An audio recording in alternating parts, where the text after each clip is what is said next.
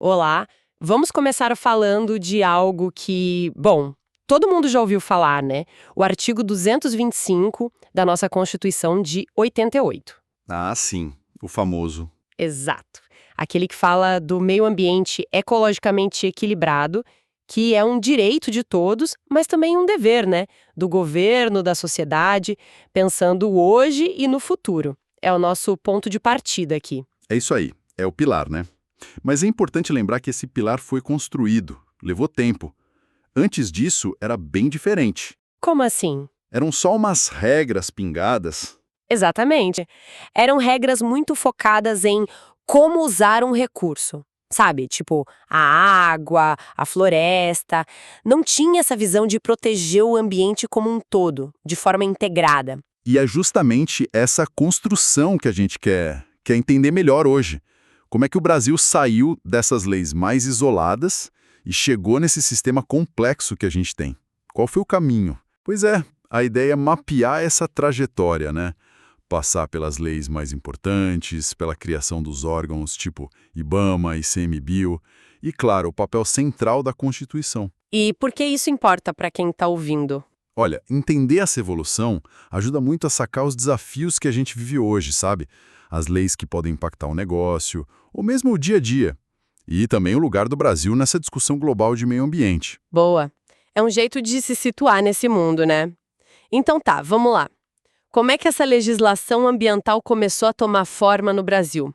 Quais foram os primeiríssimos passos? Olha, a preocupação com o recurso natural é coisa antiga, claro.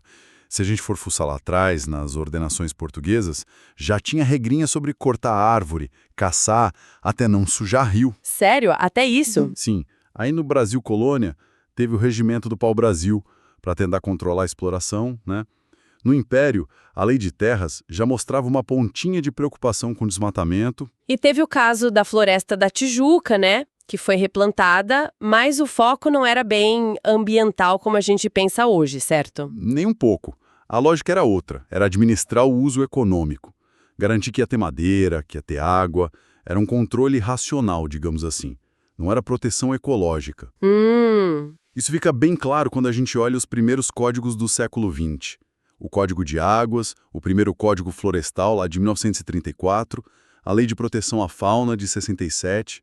Leis importantes, sim, mas cada uma na sua caixinha. Faltava juntar as peças. Faltava alguém para olhar o quadro todo, então, um órgão específico para pensar meio ambiente. Isso, exatamente. Essa visão mais integrada só foi aparecer bem depois. Até os anos 70, essa gestão ficava pulverizada, sabe? Um pedaço na agricultura, outro em Minas e Energia. Dependia do recurso. Ok, aí chegamos nos anos 70, o mundo fervilhando com a Conferência de Estocolmo em 72, o Brasil entrou nessa onda. Entrou, mas com o pé atrás no começo. Estocolmo foi um marco global, sem dúvida, mas a posição inicial do Brasil foi muito na linha da soberania, do direito de se desenvolver. O argumento era meio que, olha, quem poluiu para se industrializar que pague a conta agora. Entendi. Uma postura mais defensiva.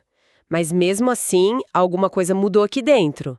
Foi aí que surgiu o primeiro órgão federal de meio ambiente. Sim, aí sim. Um passo fundamental foi criar a SEMA, a Secretaria Especial de Meio Ambiente, em 1973. Foi a primeira tentativa de ter uma instituição federal olhando para isso. Só que o foco inicial era bem restrito. Era controlar a poluição de indústria, de cidade, muitas vezes agindo depois que o problema já estava lá. Ah, então a SEMA não cuidava de tudo. Floresta, parque, essas coisas ficavam com quem? Exato. Floresta e as poucas áreas protegidas federais da época continuavam com o IBDF, o Instituto Brasileiro de Desenvolvimento Florestal. Tinha essa divisão. Mas foi nos anos 70 também que começaram a surgir órgãos estaduais importantes, que viraram referência. A CETESB, em São Paulo, a FEMA, no Rio. Eles começaram a atuar forte no controle da poluição local. E a legislação começou a dar uns passinhos tímidos também, com normas tipo o Decreto-Lei 1413 de 75, para tentar controlar a poluição industrial em áreas mais críticas. Certo. Tivemos então essas raízes bem antigas, um acordar nos anos 70 com a SEMA, e o foco na poluição. E aí, anos 80, parece que a coisa engrenou de vez, né? Foi aí que veio a lei que deu a base para tudo. Com certeza. Os anos 80 são um ponto de virada. E o grande marco é a Lei 6.938 de 1981, a Política Nacional do Meio Ambiente, a famosa PNMA. Essa lei mudou o jogo. O que ela tinha de tão diferente, assim, a PNMA? Olha, foi uma mudança de chave, sabe? Pela primeira vez a gente tinha uma lei que não olhava só para a água ou só para a floresta. Ela definiu princípios, objetivos e, o mais importante, instrumentos para uma gestão ambiental que fosse integrada e preventiva. Foi a PMA que montou a base do que a gente tem hoje. E que instrumentos são esses? O licenciamento ambiental, por exemplo, nasceu aí? Exatamente. A PNMA colocou o licenciamento ambiental como ferramenta central. Para quê? Para avaliar e controlar antes o impacto das atividades que pudessem poluir. Ela também já falou da necessidade de avaliar os impactos de projetos grandes, sabe? Isso abriu a porta para o EIR, o Estudo e o Relatório de Impacto Ambiental. Ah, o EIR, que a gente ouviu falar tanto. Isso. A regulamentação mesmo veio um pouco depois, com resoluções do CONAMA, o Conselho Nacional do Meio Ambiente. A Resolução 01 de 86 é a mais famosa nesse sentido. E o CONAMA? Ele também veio com a PNMA? Qual é a dele? O CONAMA foi formalizado em 83, mas a PNMA já previa ele. Ele virou o nosso grande fórum, o órgão consultivo e deliberativo do sistema. É lá que se discute e se cria a norma, padrão ambiental. Junta governo, setor produtivo, sociedade civil, um espaço fundamental para definir as regras. E a PNMA criou também o SISNAMA, Sistema Nacional do Meio Ambiente. Essa ideia de sistema, como funciona? Essa foi a grande sacada de organização da PNMA. A ideia era, criar uma rede conectada, sabe? Juntando os órgãos ambientais da União, dos estados, dos municípios. Cada um com sua parte, mas trabalhando juntos. A lei desenhou a estrutura básica. Um órgão central, que hoje é o Ministério, os executores, tipo IBAMA, os estaduais, os municipais e o CONAMA dando as diretrizes. Foi a tentativa de acabar com aquela bagunça de antes. Parece bem estruturado mesmo. E teve mais alguma ferramenta importante nesse período antes da Constituição? Teve sim, e poderosíssima. A Lei da Ação Civil Pública, de 85. Essa lei deu ao Ministério Público, e a outras entidades também, a força para ir na justiça defender o meio ambiente, que é o interesse de todo mundo. Foi um jeito novo e forte de cobrar reparação de dano e o cumprimento da lei. Nossa, então com a PNMA dando a estrutura e a ação civil pública dando o poder de fogo, digamos assim, chegamos em 88, a Constituição. E aí um capítulo inteiro só para meio ambiente, o artigo 225. Foi aí que a coisa mudou de patamar mesmo. Totalmente. O artigo 225 não foi só mais uma lei. Ele pegou o meio ambiente equilibrado e colocou lá em cima, como direito fundamental. Um direito de todos, básico para ter saúde, para ter qualidade de vida. E o ponto crucial, ele impôs o dever de proteger, não só para o governo, mas para todo mundo, para a coletividade. Pensando na gente agora e em quem vem depois. Isso mudou completamente o status da proteção ambiental no Brasil. E como a Constituição tentou garantir que isso saísse do papel? Que esse direito e dever fossem cumpridos. O próprio artigo 225 já detalhou um monte de coisa que o poder público tem que fazer. Tipo, preservar e recuperar ecossistemas, cuidar da diversidade das espécies, criar áreas de proteção que depois viraram as unidades de conservação, exigir o EIA para obras grandes, constitucionalizou a ferramenta, e também controlar a atividade perigosa, promover educação ambiental, proteger fauna e flora. E a responsabilidade por dano ambiental? A Constituição apertou o cerco. Muito. O parágrafo 3º foi direto ao ponto. A tríplice responsabilidade. Quem causa dano ambiental pode ser punido na área administrativa, multa, embargo, na penal, crime ambiental, e na civil, que é a obrigação de reparar o dano. E uma coisa não exclui a outra. Além disso, teve o parágrafo 4º, que foi super importante. Reconheceu biomas como Amazônia, Mata Atlântica, Pantanal, como patrimônio nacional. Ou seja, tem que usar de um jeito que garanta a preservação. A PNMA já trazia uma ideia de descentralizar, né? A Constituição foi além nisso. Como ficou essa divisão de tarefas entre União, estados, municípios? Aprofundou-se. Os artigos 23 e 24 definiram que a competência para proteger o meio ambiente é comum. Todo mundo é responsável junto. E para legislar sobre o assunto é concorrente. Ou seja, a União faz as normas gerais e os estados e municípios podem complementar, adaptar para a realidade deles. Mas essa divisão, na prática, não gera uma certa confusão? Tipo, quem fiscaliza o quê? Quem licencia qual tipo de coisa? Gera bastante debate e às vezes até conflito, sim. Foi justamente para tentar organizar essa cooperação e deixar mais claro quem faz o que no licenciamento, na fiscalização, que veio a Lei Complementar número 140 lá em 2011. Ela tenta clarear essas regras e fazer o Cisnama funcionar de forma mais azeitada. Entendi. E depois da Constituição, os órgãos federais também mudaram. O IBAMA surgiu aí. Sim, logo depois, em 89, criaram o IBAMA, o Instituto Brasileiro do Meio Ambiente e dos Recursos Naturais Renováveis. A ideia foi justamente juntar a gestão ambiental federal, que estava meio espalhada. O IBAMA juntou a antiga SEMA, o IBDF das florestas e outros órgãos menores de pesca, borracha. A intenção era criar um órgão executor mais forte, mais parrudo. E o IBAMA ficou com tudo? Inclusive cuidar dos parques, das reservas? No começo, sim, mas era muita coisa, um desafio enorme. Por isso, em 2007, veio uma mudança importante. Criaram o ICMBio, o Instituto Chico Mendes de Conservação da Biodiversidade. Ah, o ICMBio. Isso. Ele nasceu de um desmembramento do IBAMA para cuidar especificamente das unidades de conservação federais. Aí o IBAMA pôde focar mais no licenciamento de grandes projetos, no controle da poluição, na fiscalização em geral. Falando nas unidades de conservação, as UCs, elas também ganharam uma lei só para elas, imagino. Ganharam, e uma lei importantíssima, a Lei 9.985 de 2000, que criou o SNUC, o Sistema Nacional de Unidades de Conservação. SNUC? Essa lei organizou as UCs em tipos diferentes, sabe? Parque Nacional, Reserva Biológica, APA, Floresta Nacional. Definiu como criar, como gerenciar e deixou claro o papel do ICMBio e dos órgãos estaduais e municipais nisso tudo. É a lei principal para proteger áreas naturais no Brasil. Ah, e vale lembrar também da ANA, a Agência Nacional de Águas, criada em 2000 para cuidar da gestão da água. Certo. Além do SNUC, que outras leis-chave vieram depois de 88 para fortalecer o direito ambiental? Olha, várias foram fundamentais para consolidar o sistema.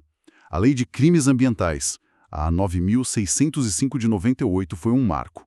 Ela detalhou o que é crime contra o meio ambiente e previu punições mais sérias, para reforçar a responsabilidade.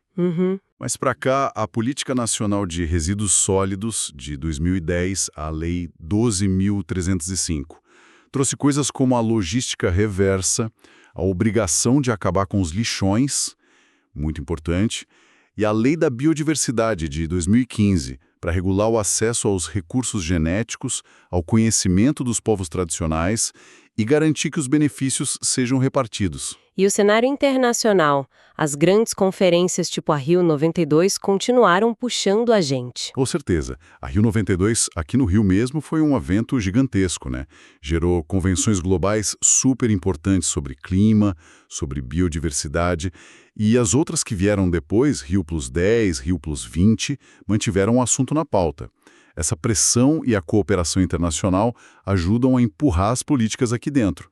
Mas, claro, o Brasil continua com desafios imensos. Tipo o desmatamento na Amazônia, Exato. Controlar o desmatamento, conciliar desenvolvimento com conservação e a eterna falta de grana para fiscalizar, para gerenciar direito. Isso aparece em tudo quanto é estudo, é um problema crônico. Falamos de um monte de lei, órgão, sistema. Se a gente fosse fazer um resumo rápido das principais ferramentas que o direito ambiental brasileiro usa hoje para tentar chegar naquele objetivo lá do artigo 225, quais seriam as principais? A gente pode pensar pelo objetivo, Para prevenir o dano, a gente tem o licenciamento ambiental com as licenças LP, LI, LO e a exigência do EIA-IMA para atividades de maior impacto. Ok. Prevenção, licenciamento e EIA-IMA. E para conservar a natureza, a biodiversidade? Aí a principal ferramenta são as unidades de conservação, as UCs, organizadas pelo SNUC. Criar e gerenciar parques, reservas, etc. Certo. E se o dano já aconteceu? Para remediar e punir. Aí entra a ação civil pública, que é o caminho judicial, para cobrar a reparação, e a lei de crimes ambientais, que define as punições, tanto multa quanto até prisão em alguns casos, e as sanções administrativas. E para gerenciar recursos específicos como água, lixo, floresta? Temos as políticas nacionais, né? A de resíduos sólidos, PNRS, a de recursos hídricos, PNRH, com a ANA atuando, e o Código Florestal, que, apesar de toda a polêmica da revisão de 2012, é a lei que define as regras de uso da terra e proteção da vegetação nas propriedades rurais. Entendi. É um kit de ferramentas bem completo, então, que, em tese, dá os meios para o governo e para a sociedade cumprirem aquele dever da Constituição. Exatamente. A questão-chave vira: como fazer tudo isso funcionar na prática, né? A aplicação efetiva. Ufa! Foi uma viagem e tanto, hein? Saímos daquelas regras antigas, focadas só no uso econômico, passamos pela criação tímida dos primeiros órgãos nos anos 70, aí veio a grande estruturação com a PNMA e o CISNAMA nos anos 80. Aí o divisor de águas da Constituição de 88, elevando o meio ambiente a direito fundamental. Isso. E depois a consolidação com o IBAMA, ICMBio, SNUC, Lei de Crimes, PNRS. Montamos um sistema legal que, no papel, é super complexo e avançado. Sem dúvida. Se você comparar, o Brasil construiu um dos conjuntos de leis ambientais mais completos do mundo. A base na Constituição é muito forte, os instrumentos são variados, e a ideia do CISNAMA de integrar todo mundo também é bem ambiciosa. Mas, como a gente já falou algumas vezes, a distância entre o papel e a realidade parece grande. Os desafios para fazer isso funcionar são enormes. Esse é o X da questão hoje. Toda essa sofisticação legal, institucional, mas a efetividade ainda pega. Falta dinheiro, falta gente nos órgãos ambientais em todos os níveis, federal, estadual, municipal. É um problema crônico. E as pressões contrárias? Imagino. Fortíssimas. Pressões políticas, econômicas, de setores que têm um impacto ambiental grande. E a própria coordenação entre União, Estados e municípios, mesmo com leis como a 14.0 tentando ajudar, ainda é muito difícil. O resultado a gente vê: fiscalização que não dá conta, licenciamento com falhas, áreas protegidas sem estrutura. A gente tem a lei, mas fazer ela valer de verdade, no dia a dia, no território todo, é o desafio constante. Então, pensando daqui para frente, o que faria a diferença de verdade? Se a gente já tem a Constituição forte, as leis detalhadas, onde é que está a alavanca principal para a gente conseguir, de fato, aquele meio ambiente ecologicamente equilibrado para as presentes e futuras gerações? Seria só mais fiscalização? Ou melhorar muito a capacidade e a conversa entre os órgãos do CISNAMA? Ou talvez a sociedade civil se envolvendo mais, cobrando mais? Ou será que a gente precisa de mudanças mais estruturais, nos modelos de produção, de consumo? Fica a pergunta no ar, né? Uma ótima reflexão para a gente pensar nos próximos passos dessa caminhada longa. Com certeza. E olha, para quem trabalha com isso, para quem precisa entender e aplicar essas regras todas, vale a pena conhecer o trabalho do Silvio Batista da Silva. Ele é advogado, consultor, especialista justamente em conformidade legal ambiental. O pessoal pode encontrar ele nas redes sociais procurando por @SilvioBatistaPE. Fica a dica. Com isso, a gente fecha essa análise de hoje. Muito obrigada. Obrigado. Até a próxima.